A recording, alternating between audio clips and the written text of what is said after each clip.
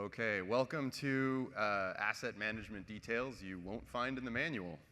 As a bit of a introduction, I am the co-founder and lead developer, Eric Robinson, of Sonic Bloom, and we make the Unity proactive audio asset choreographer, which is available on the asset store, of course. So we're going to go over the basic general asset management in the Unity editor with a special focus on script compilation. This will, of course, be garnished with a few editor tricks. The topics discussed are covered to some extent in the manual, and the relevant manual pages are listed there. But a lot of the details are kind of hazed over. So you get a lot of the what, but not much of the why. And that's what this talk aims to provide. So let's quickly go over the basic asset lifecycle. This is going to be a high-level view of that whole process within the Unity editor. And mind you, we're going to keep it restricted to the Unity editor. This won't go over anything kind of once you hit the build button. Anyway, assets, when they're added to the project, whether that be drag and drop, import asset, or even the create assets menu / create, the editor does three things. First, it assigns a GUID to that, and we'll get to what that is in a minute, but the GUID gets assigned to that asset. Unity then generates a meta file with default importation settings, and 3, processes the data, if necessary, into the library. And I'm sure everyone here is very familiar with assets in the library. So this part, those 3 steps are covered by the manual. Let's go a little bit deeper to gain some insight as to what's actually happening behind the scenes. The first place we need to start is what actually is an asset. And the key here is that everything in the assets directory of a project is an asset. Folders and other unrecognized types are effectively treated by Unity as default assets.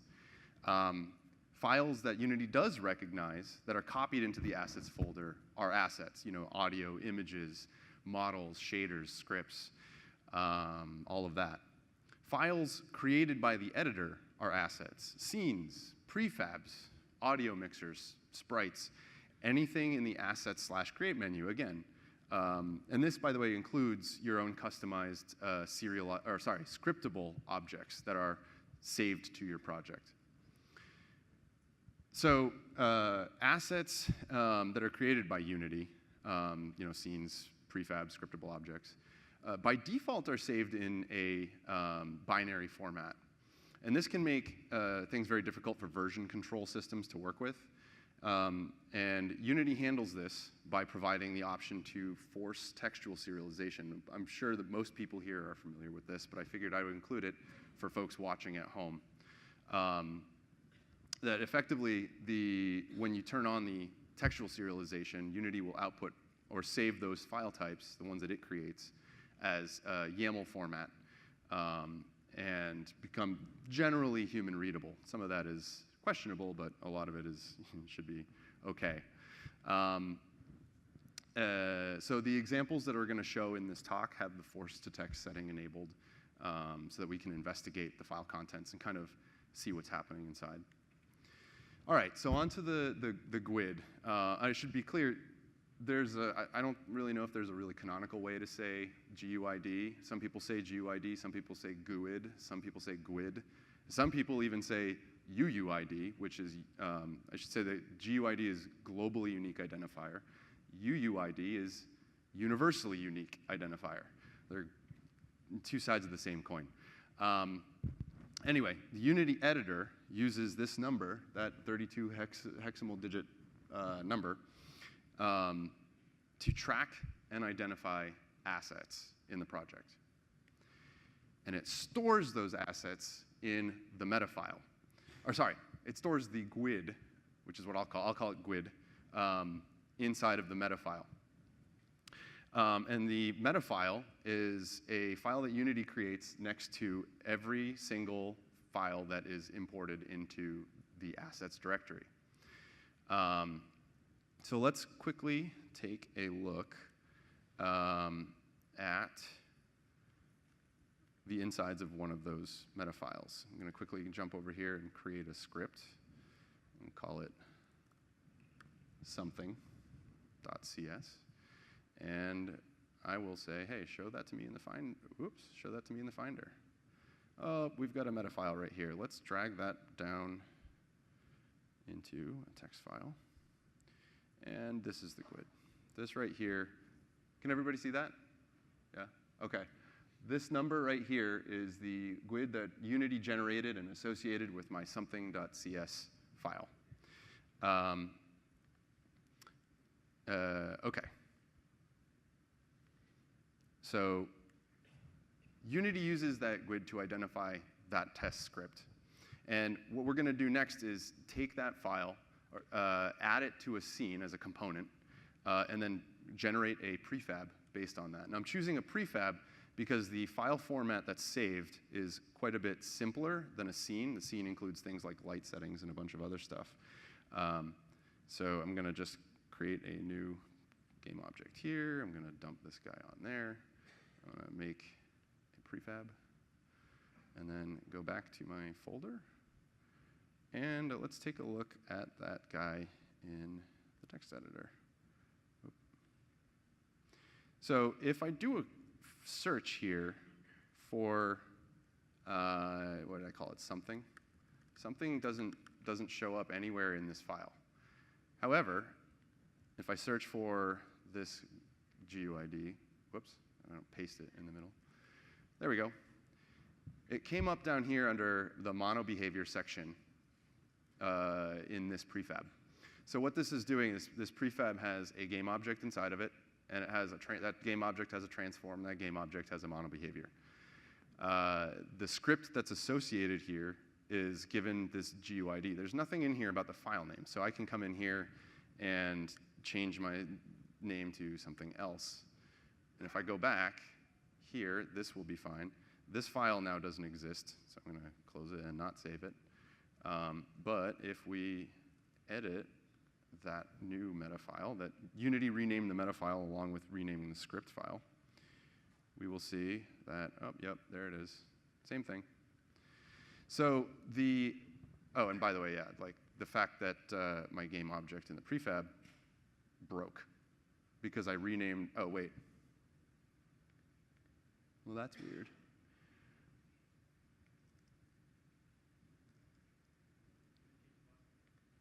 What's that? If I refresh? The last name? Oh, class name is wrong. Oh, yes. Sorry.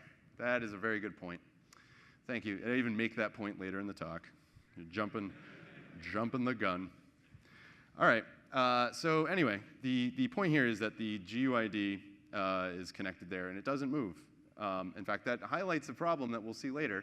That if you change anything in the certain parts of a script file, you can break all of the references. And of course, one of those is the name that's stored right over here. This still says something. If I restore this to something from something else, then it should probably relocate it.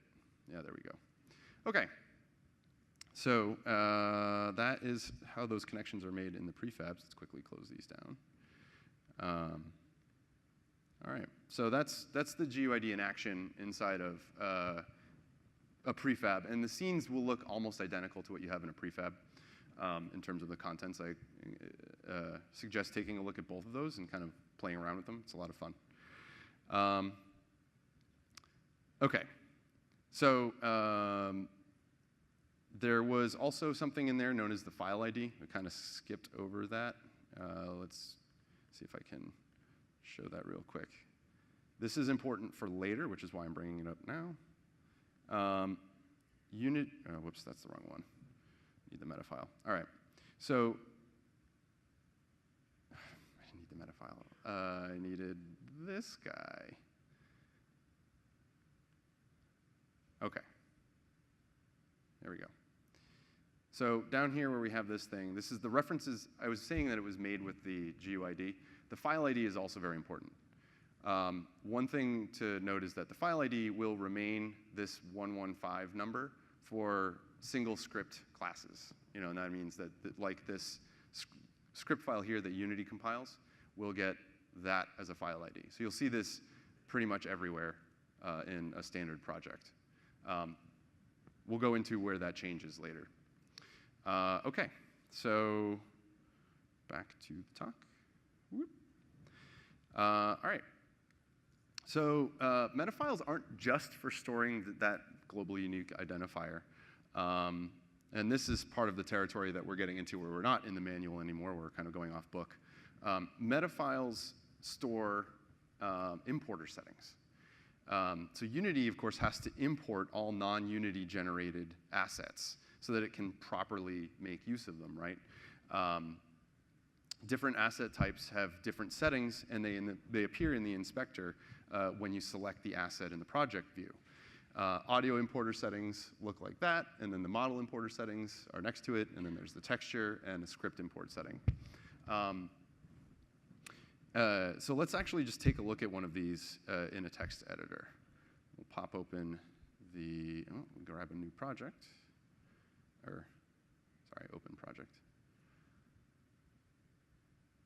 Importer settings, storage, it doesn't matter.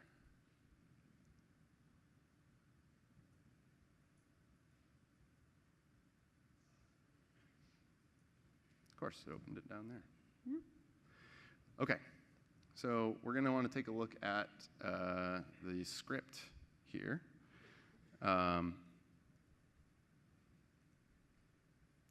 Right, so I need to reveal in Finder. Show me the goods. And we're no longer here. I don't need that. Okay, we'll bring it up here. Okay, so I have my boring behavior.cs file and the meta file.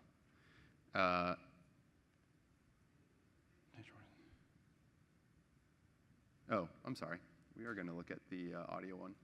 So we'll take a look at quickly pulling this one down here. Boop. All right.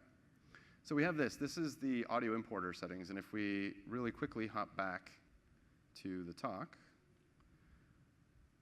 we'll see that we have this. Where'd my map? Oh, well, you'll see up there that there's the load in background tick, that little thing. Actually, what am I doing?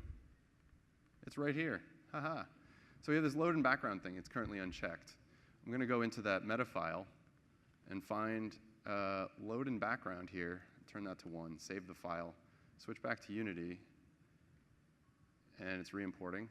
And we'll see that load in background pop open. Well, whenever you select it. There you go.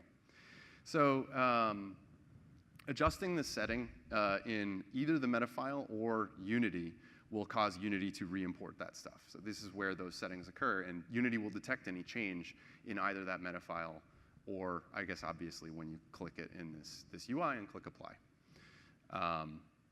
So that's just covering a little bit more about meta files, that they're not just a fancy file for the GUID. That's where the importer settings are actually stored. So let's go a little bit deeper again into the library. All non-Unity assets are imported, and the meta files are where those import settings are stored. So what about the data resulting from the import? This is where the library comes in, and Unity stores the imported versions of non-Unity assets in the library folder. So most of this information is stored in the library/metadata structure, which is right there. And beneath that, you'll see that whole list of folders. Unity will actually generate one of those folders for each possible 2-character combination created with hexadecimal values. There are 256 of those files, or of those folders, sorry. And inside of those folders are files that look an awful lot like GUIDs. So let's take a look for one and take this boring script, reveal in Finder, grab its meta file. Let's see what we've got. Okay, so we're going to look for a folder in EF. So, whoops, let's see if we can get back to that. And then pop down to the library, go to metadata, find the EF, and there's our folder, or our file. This is the metadata file associated with this script.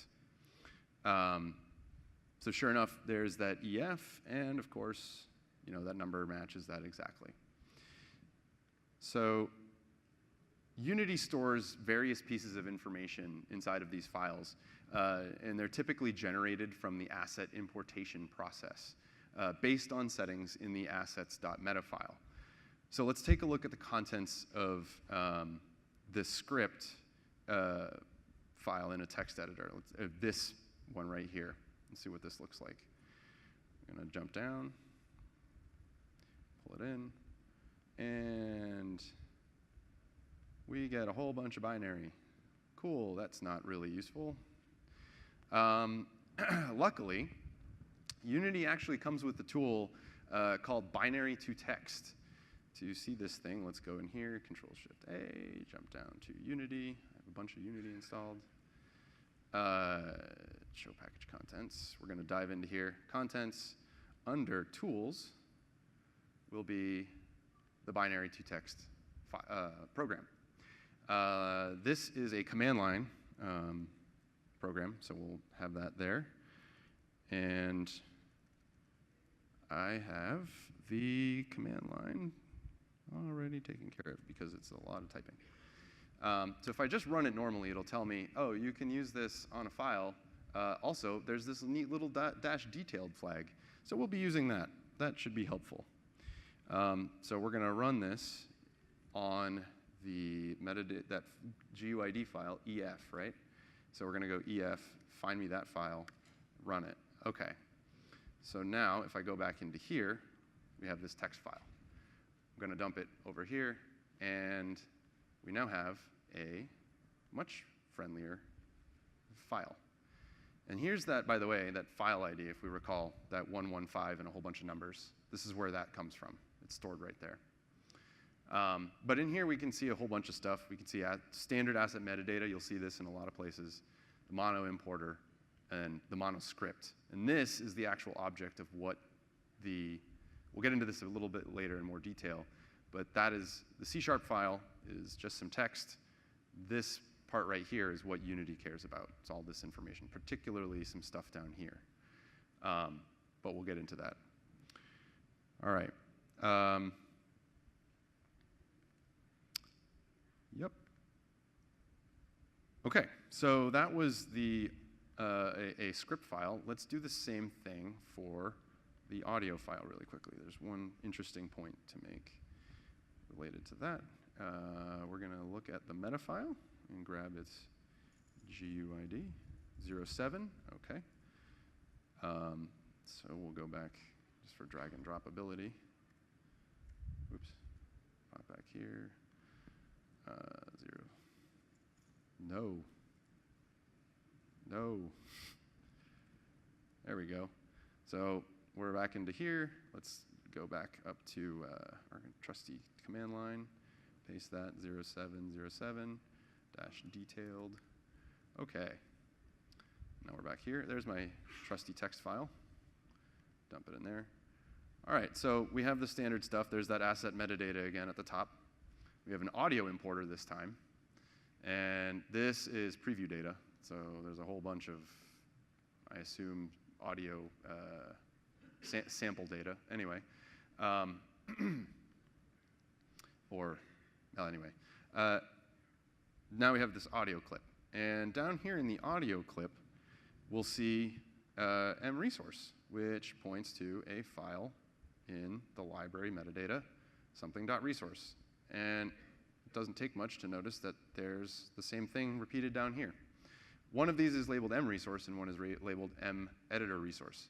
This is the result of Unity saying, I need to import the audio to a format that I can run and play in editor. That may not be the same format that is being used in my build target. So Unity tries to, anytime you import a file into the assets folder, it tries to generate the correct version of that file that it uses for the current build target set into Unity, which is this place here with that fancy little Unity icon. So right now it's going to try to do it for PC, Mac, and Linux. But if I tried to make this for, say, I don't know, iOS, which I think uses a different audio file than audio file format than OGG or Vorbis, which is what they use internally, then it's going to generate a separate file. It would generate one for the M resource and one for the editor resource, so that you could still use play in editor mode. Because sometimes those files that you build for the build target won't work. So this is where we can see that there are those two things stored in the library. And right here, we can see that there is that .resource file. It is 2.6 megabytes in size, which is also what Unity reports up here in, can I do this here? Oh, neat, I can. Imported size 2.5. So that's where that part comes from. It's that resource file. Cool. That's a bit of a deep dive into some of the metadata stuff. All right, so this brings up an interesting point about the project view. That metadata file is where Unity actually stores information about the data it actually is using for both editor and runtime. The data that is not Unity generated, at least, is stored in the assets folder. That data is simply the data source, right? That's the archetype. And this kind of draws the distinction between your file system view, which is the Finder in Mac and Explorer in Windows, et cetera, and the Unity editor's project view, you know, the thing here on the left. The project view shows a Unity-specific representation of the assets. They are interpreted or filtered by the Unity metadata. The visuals that you see are previews that are generated during the asset importation process. And the settings that you see when you select an object in this view are, you know, when they appear in the inspector, are those that are stored in the meta files. So, and by the way, the asset-to-asset connections are stored when you have like one asset point to another asset or a prefab that points to an audio mixer or something like that. Those are stored by GUID and file ID, where, of course, the GUIDs are generated by when an asset is imported into Unity, and the file ID is based on the objects within either the generated asset file or those stored in the library. And this is, of course, based on type. So in short, the project view is Unity's kind of AR goggled view of the file system. And by AR, I mean asset reality. So I got one there. One clap, that's good. All right, so here we go. Let's switch gears a little bit into some special folders. Because somewhat surprisingly, and at times confusingly, when you store assets within the assets folder, the location in which you store those assets can change how Unity imports or handles the assets.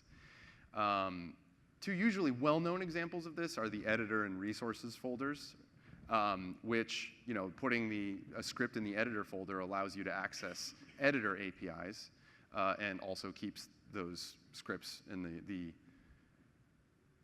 content or the code written in those scripts out of builds. And putting assets inside of the resources folder allows you to load and manage loading and unloading in scripts by yourself without having to do it with scenes. So let's go to some of the less well-known ones. By the way, these are actually still in the manual. They're just kind of still less known and less understood, I think, than a lot of the other stuff that you can find in the manual. So some of the less well-known special folders include editor default resources, gizmos, plugins, standard assets, and streaming assets. Each of these folders need to be located directly below the top assets folder. That's different from the last two that we saw. And the manual actually does a decent job covering these pretty well, but it still fails to communicate some of the important part of these folders well, at least in the depth that I think is useful for people. And that includes script compilation, and to some extent, which we're not really going to go into too much detail about here, but when you're dealing with managed and native DLLs, that particularly relates to plugins. But for the purpose of this talk, we're gonna stick with some script compilation stuff. So moving into script compilation. So Unity still supports 3 scripting languages: C#, Boo, and Unity Script. 2 of these are now deprecated and on their way out. Boo was deprecated in 5.0, and Unity Script was recently deprecated in 2017.1, or thereabouts. They, however, do continue to work in the latest version of Unity, for example, 2017.2, Release Candidate 2, which is the version that was running earlier in this talk.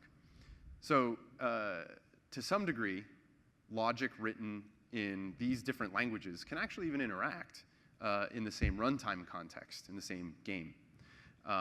So let's take a look and see how Unity accomplishes this. And we'll start by doing a quick overview of .NET compilation.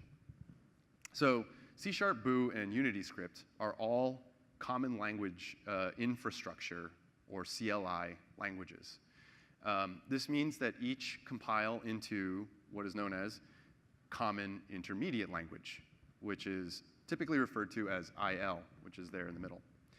The compiled IL instructions are actually what runs in the Mono or .NET runtime.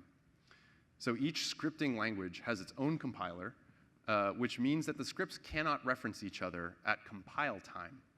However, the compilers all output the same IL code, which are totally compatible, which implies that interoperability is possible.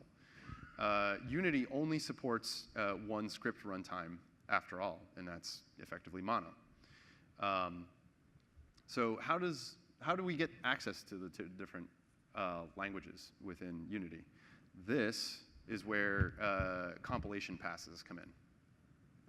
So I've got a big graph here. I'm going to start filling in the slots. Unity supports 4 separate compilation passes: 2 for main game content and 2 for editor content. These passes are actually interwoven as first runtime, then editor, then runtime, then editor. The runtime passes do not have access to the editor passes, but the editor passes have access to code written in both runtime and editor passes, or the previous ones. Internally, Unity calls the first pair of runtime editor passes the first pass phase. And at each pass, the different scripting languages are entirely independent. So for each of those boxes, none of the scripts can talk to each other. But the C# down in editor main can reference anything in the previous 3 passes. Excuse me. And this is kind of like a visualization of what's going on with all the different phases. And the manual covers a bit of this, but doesn't quite get to all the details. Okay, so we access those passes by using special folders. And so when scripts are placed within either the plugins, standard assets, or pro standard assets folders, they get automatically included in the first pass phase. Folders that are scripts within an editor folder underneath those folders there listed end up in the first pass -editor pass. And all the other scripts in your project will get included in that main phase that I talked about, split between the standard editor and runtime groups.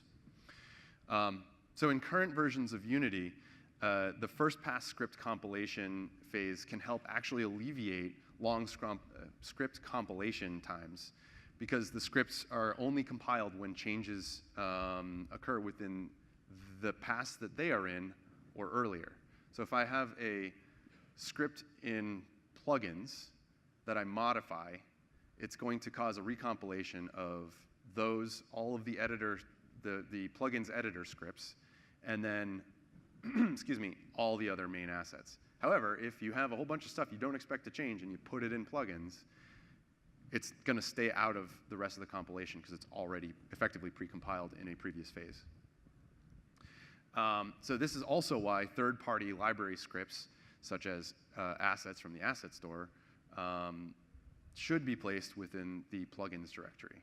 And by the way, those are grayed out, the standard assets and pro standard assets, because they were, and somewhat still are, kind of reserved for Unity's standard assets package. And pro standard assets was back in the day when Unity made a pretty sizable distinction between Unity Free and Unity Pro.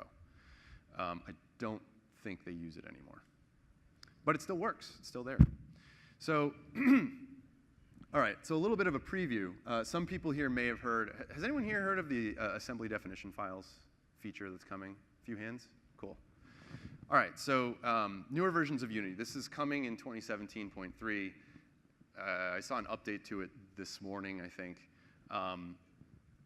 It's brand new, and you can play with it in the beta already. But newer versions of Unity will actually enhance the previous mentioned phases and passes with this new assembly definition files feature. So we haven't actually covered this yet, but the output of each of the passes there that I mentioned before in that big graph is a DLL or an assembly file. So each of those are actually project files that are were generated in old versions of Unity. When I mentioned that the scripting languages Boo and UnityScript were deprecated, they stopped generating the projects when you go into your when you look at it in your file system. You no longer see .booproj or .unityscriptproj. But that was taken from an old version of Unity that did support that. In any event, regardless of whether those project files exist, you still get the DLLs. And those end up in the library/script assemblies folder. So this new assembly definition files feature, sorry, hold on.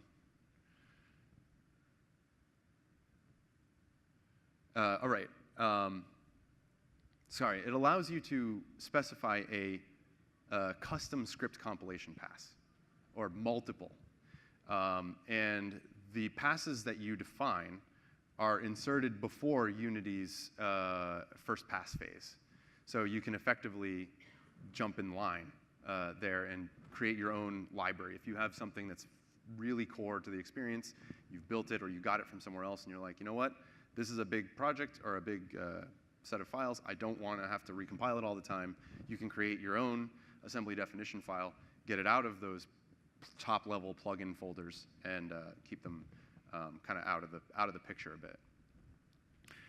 So this also means that changes, however, in a assembly definition file script will trigger recompilation of the asset definition files in that set, assembly definition files in that set, as well as all of the loose scripts within the project, and that I mean all first pass and main compilation. So if you've got something in that, in your assembly definition file folder structure, I would say go take a look at the feature experimental documentation to see how it's done. Basically, if you need to retrigger a recompilation there, you're going to also recompile all of the other stuff, because if something happened to change, the IL needs to react and not crash when you try to load something that's no longer there. So it should also be noted that assembly files, this is just raw DLLs that are imported into a Unity project, and you see these occasionally, they are treated like built-in Unity assemblies. So they are actually even before the assembly definition files. All scripts and phases have access to those, to the, I think I hear, yeah, assembly assets, have access to their publicly accessible internals. Okay, so at this point, we can see that Unity supports scripts from 3 separate scripting languages, multiple passes, and even pre-built DLLs. These are all interoperable at some level, and this is because Unity runs on IL. Now, I've said it earlier in the talk, but we'll harp on this a little bit. Script files are simply specially handled text files. They're bags of text. Unity does not parse script files directly. What it does is it determines, oh, this file changed, I should recompile. And then once the recompilation happens, it starts doing the rest of this stuff. And it uses the name of the script file, the namespace, which, you remember how I said Unity doesn't parse the file? They do. They parse out the namespace from the file, so that at some point Unity gained the ability to do namespaced mono behaviors, and it was the parsing that let them do that. So anyway, they get the namespace as a key. The class name and the namespace are used as a key to search the DLL that is associated with the script file's compilation pass. Now, with all that information, and now I found the IL that this script should refer to, the script to IL connection information is then, I'm sorry, Unity uses reflection APIs to locate the compiled class in the IL of the assembly and make the connection. So this is where the connection information is then stored into the script's metadata file in the library. Now that is not the meta file, that's the metadata file that we had to use that binary to text tool to look at. And it does this using the GUID, that GUID, with the script file as the reference in scenes, prefabs, and asset files.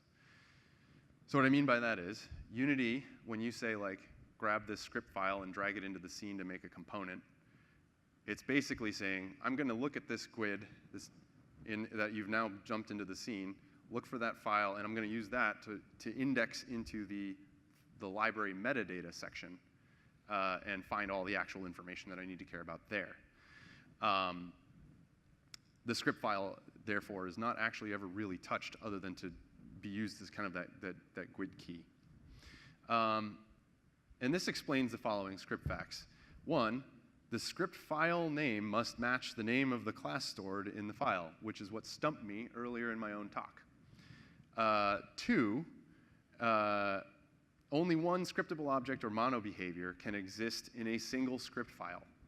In talking to some Unity engineers, it sounds like they could actually support more than one, but work hasn't been done there yet.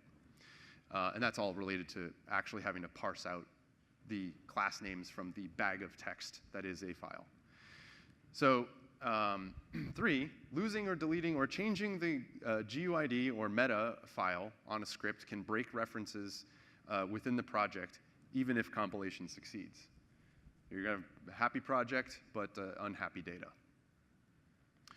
Okay, so on to a little bit about the assembly assets. Pre-built assemblies, or again, the DLLs, they get a slightly different treatment. During the import process, Unity loads the IL contained within them and identifies pertinent classes. It looks for classes that extend editor window, that kind of thing, property drawers, mono behavior subclasses, scriptable object subclasses. And each of those gets its own monoscript instance, which is what all of those things are. And all of those sub-assets are actually the monoscript instances. Now, all of those are stored in the metadata file in the library, and each gains its own file ID. If you remember that we saw the script had the 115 and a bunch of zeros, assembly assets, they don't get the 115 and a bunch of zeros. They get a different number that's associated, and each one of those will have a unique one. So this GUID plus file ID pair allows a single assembly to contain multiple referenceable classes. This is a whole wall of text that says basically what I just said. I don't usually like to have a lot of text on screen. This is kind of like for the people who want to take a photo, and for those watching at home later to kind of just have a quick review slide of. All right. So on to this next bit. The monoscript icons. So this is where one of those editor tricks comes in. If you inspect a monoscript instance, you'll note that it has this M icon field, and actually so does the importer, which is not visible here. But over there is, you see the icon instance ID, currently set to 0. That field right there allows the mono behavior and scriptable object subclasses to have icons that appear in the Unity editor to help improve UI and UX. That includes in the inspector, where you have the little icon next to the component. Instead of just saying C# or something, you can get a little icon there. It also, for assets like scriptable object subclasses that you turn into an asset and serialize in your project, those can have an icon, and that's based on this right here. So let's quickly take a look at that, because this is going to get a little bit deeper than just the script version. Monoscript icons.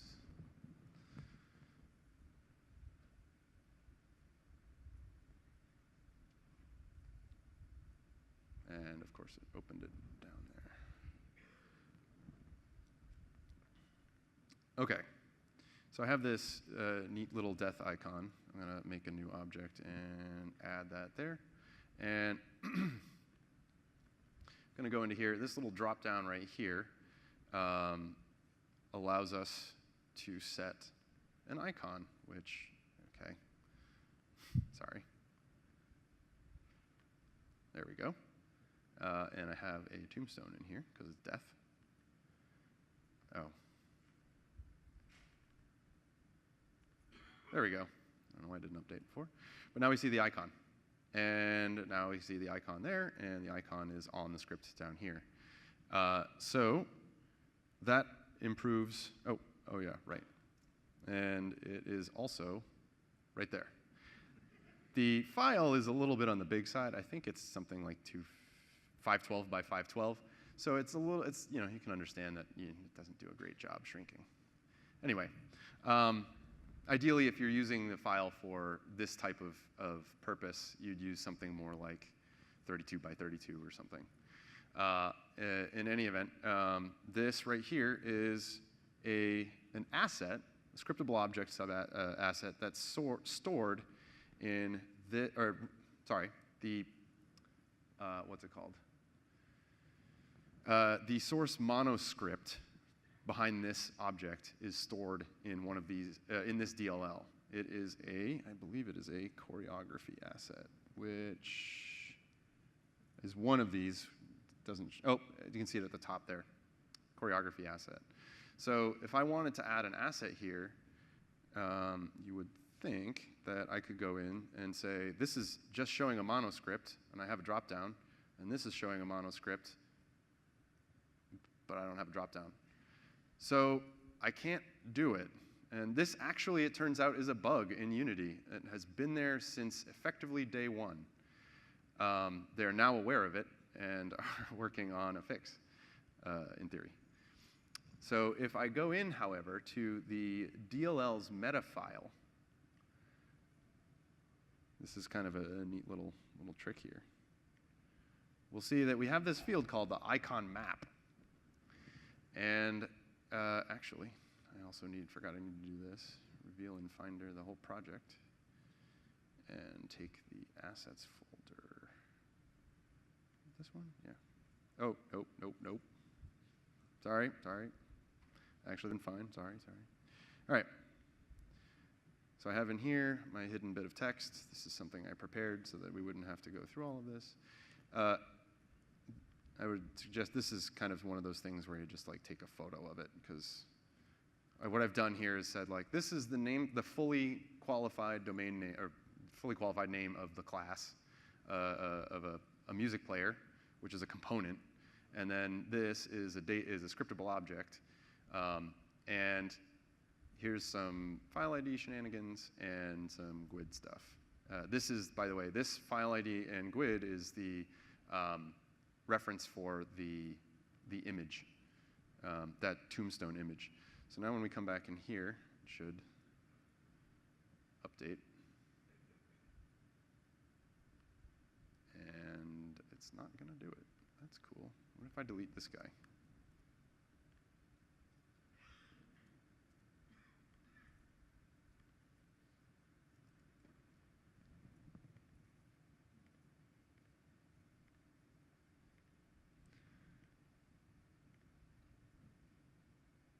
Oh, yeah. Simple. Well, it worked there. And so this is, OK, that's interesting. Oh, shoot. There is a situation where sometimes you actually need to have the icon file in the, oh boy. You have to have the icon file with a special name inside of the gizmos directory. This is where those special folders have some kind of hidden magic. When you create a new asset, an unfortunate, oh, I might be able to still do this. Take this file and put it back in there. Let's see if it works. There we go. Create, yay, I can create a choreography. Yeah, there we go. Great, so this is one of those oddities with, I don't really know why this happens, but it went in and it said like, oh, I've got the icon file there. Pre-existing versions sometimes get a little bit screwy. And the way that you can work around that, and there's forum posts about this, is by placing the asset icon into gizmos with the class name space icon as the file name. And then Unity somehow picks that up and says, oh, I'm in project view, I should show that there because that's the class. It's a hairy thing, but it works, at least in legacy. As far back as at least 4.5, that's kind of the way things go. Earlier, I did some tests in this, and that worked fine. And I thought, oh, good, we don't need the gizmos test situation anymore. But I guess maybe we do. Regardless, you can see here that we got that icon on there as well. So you can start adding kind of icons to your classes and the monoscripts that end up in DLLs as well. And that's kind of one of the tricks to do it is this special format. Cool. All right. So, let's start a review. Assets in Unity are any and all data beneath the assets directory. It's kind of a self-explanatory folder, but it can be confusing when you realize that a folder inside of the assets directory is an asset to Unity. All of these are assigned a GUID, a meta file containing the GUID, and default import settings. They're then imported, and with any generated data, that data gets added to the metadata file in the library.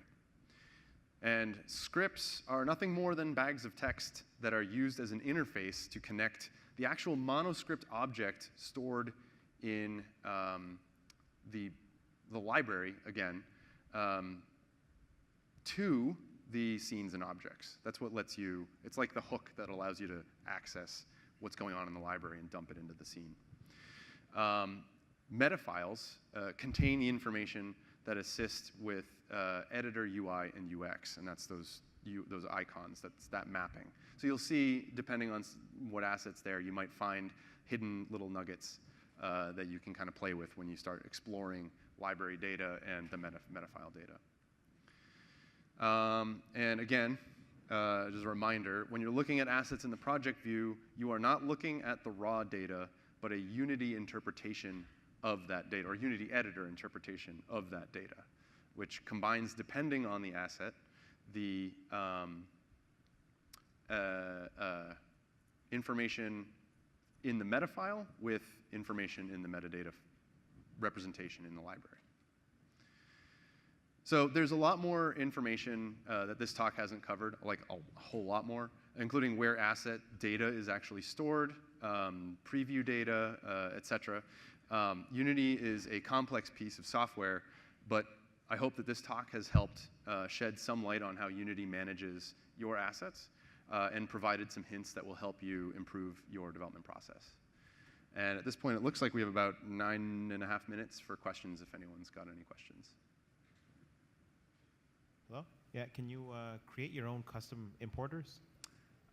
Yes, you can actually. So there's a new feature. I don't remember exactly when it came in. It might have been 2017.1.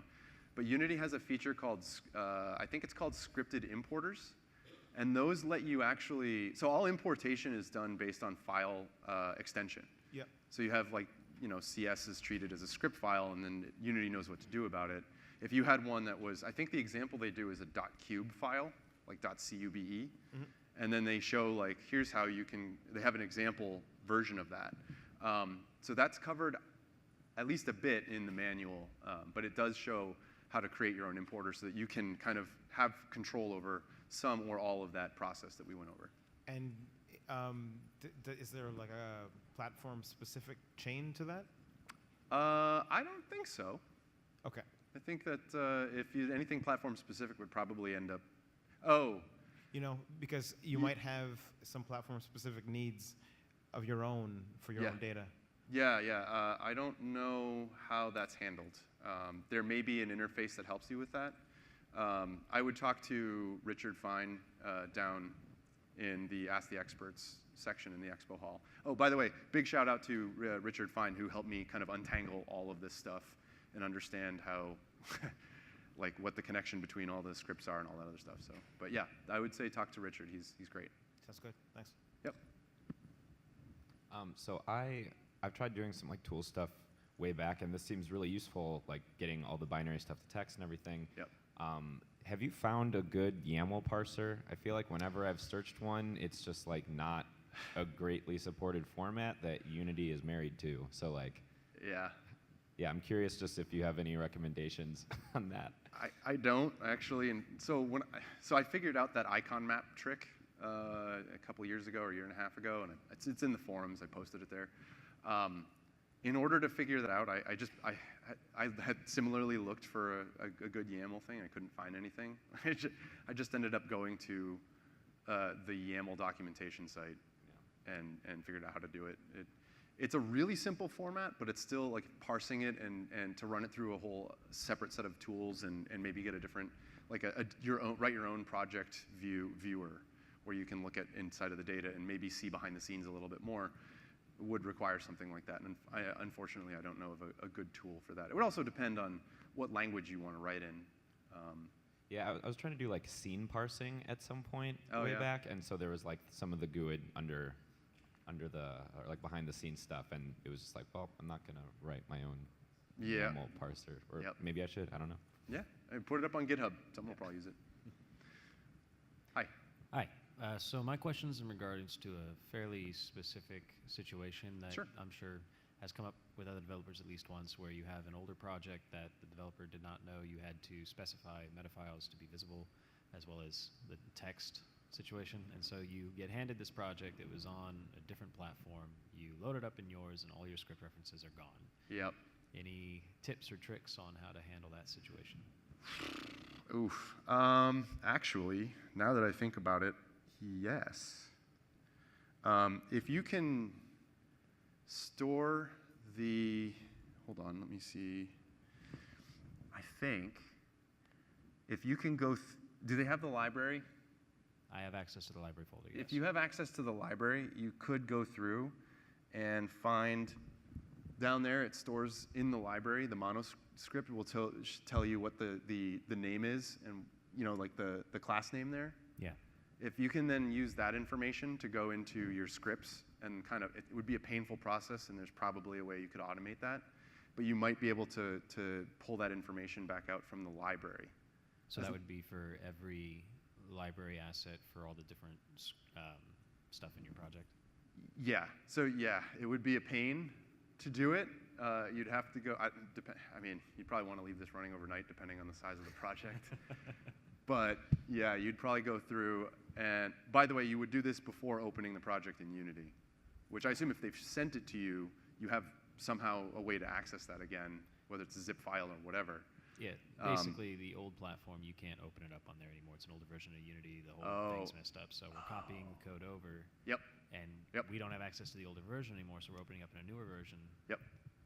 But it's completely trashed. So we're trying to find a way to at least get the script references back. Yeah, so meta files in versions of Unity earlier than 4.2, they were not only were they not visible by default, they weren't actually in the folder by default. So when you set it from hidden to visible, it just makes it invisible in the file system. So you can still actually access it with, I think it just puts a dot in front of the meta file. Okay. So, but older versions, legacy Unity, I think it stored it somewhere in the library or something like that. So if you handed someone just the assets directory and said, here you go, they'd have just a jumbled data that would. But if I can grab that library folder, I should theoretically be able to kind of investigate. Pull it apart. Yeah. What I would do is probably go through and try to parse out an m_class name, just go through the entire thing and look for all those files. And see if they're, like try to see what the mono behavior snippet that it shows under the M script field there at 12 is. And use some of the information in that to kind of cross-reference with the scripts that are in the folder and recombine everything. Awesome, thank you. Yeah. Hi, so great talk. Do you have any insight into the process that Unity uses for things like meshes where it generates a custom thumbnail, how it does the render to get that? I'm interested particularly, I've written a tool that does procedural mesh generation of specific types of procedural mesh. Pardon me. Yep.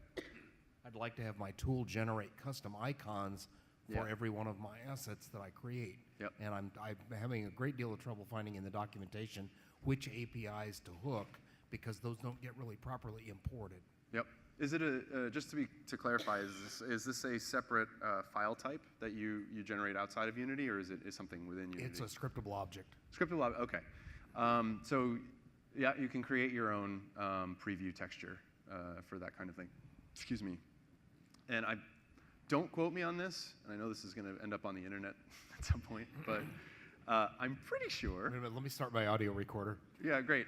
I think one of famous last words here. I think I recently heard that what Unity does is it sets up, and someone in the audience, if you know, you can feel free to correct me. I'm pretty sure that it sets up a hidden camera in the scene, in the editor, in the active scene, and will kind of like somehow, or it loads a separate scene somehow in its own context. I think I know how to do that, and I thought of that approach, and I thought, that is so god-awful ugly, I don't want to do it. Yeah. Yep. Okay. And yet I think that may still be how they do it. I may use to the best of my knowledge. I may use a custom but generic icon then, thanks. Yep. Okay, is there anybody else? Yeah, okay. I have 2 questions. Sure. First is, in your example where that icon didn't work for the pre-existing thing, Yeah. does a re-import all fix that? Why don't we quickly take a look? That should be pretty easy to see. And then secondly, do you know how GUIDs are generated? I don't know the exact system that Unity uses, but there's usually a library. There are a lot of libraries available, that have the different kind of systems that you can basically say, like, give me a GUID. I think there may even be a C#. If anyone can nod their head, yeah. There's a C, like in the system, provided in the .NET framework, is a way to access a generated GUID. I may be wrong about that. What's that? GUID.new GUID. So if the guy with the busted legacy project, if he could generate the exact same GUIDs, would it repair itself? If he could somehow magically do that, yeah. The problem, and this is something I completely skipped over on the GUID talk, or part of it, is that with a GUID, the algorithms are built specifically so that you have extremely unlikely to be able to regenerate a single file. It's not like a hash of where it says, I've got the file name and the creation date, and I'm going to use that information, throw it through a one-way function and get a number out of it. And if I threw the same file name with the same thing, I should get the same number. I don't actually know how they implement it, but there's a lot of randomization into it, and what's that? Yeah. I think they're moving in that direction at least.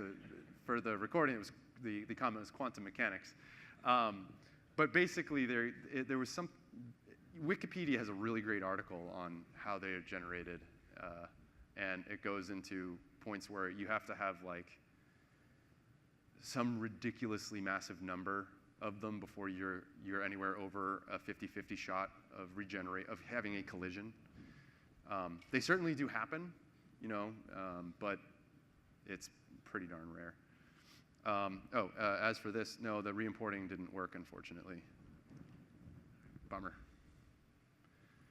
Okay, if that's it, whoops, we'll go back here and say, hit the button. Oh, okay. There we go, thanks.